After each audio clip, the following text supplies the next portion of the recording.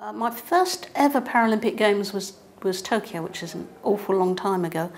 And I wasn't actually supposed to go. I was selected with 3 weeks to go when somebody else went sick. So my memories and my impressions are a bit of a blur. But the last 3 weeks, just training to get up to speed and preparing for the Games, just seemed to go in about 24 hours. The Games themselves were amazing. I've never been to a Games in the Far East that haven't been good. And Tokyo did us proud. Superb Games. When I was younger, I was a very confident athlete, and to be honest, it didn't really occur to me that I wouldn't come back having won something, which is the sheer arrogance of youth, I think. And I was lucky enough to come back with 2 gold medals, including the first ever track event. Just being in the right place at the right time and lucky enough to get switched into the team. It was, for a youngster, a superb experience.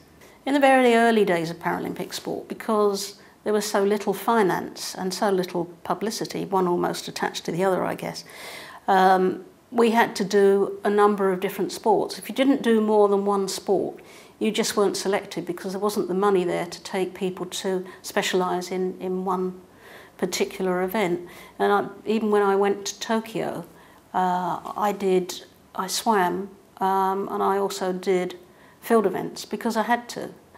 And the same in that went right through, in fact, almost 1988. I think 1988 was the last Games where people multi-sport evented. I've had it said to me on more than one occasion that we just went away and enjoyed ourselves at Games, and that the standards were much lower then. And the latter part of that is quite true. The standards were lower, there were fewer competitors. But we had to train. I had a full-time job. I trained after work and weekends. There was no finance, so everything had to come out of mine or my parents' pockets. And the facilities weren't that easy to find to train either. I can remember changing at Crystal Palace in the ladies' toilet because I couldn't get into the changing rooms, it wasn't accessible, and then driving in my gear around the track to get to the lower level to go and do track training.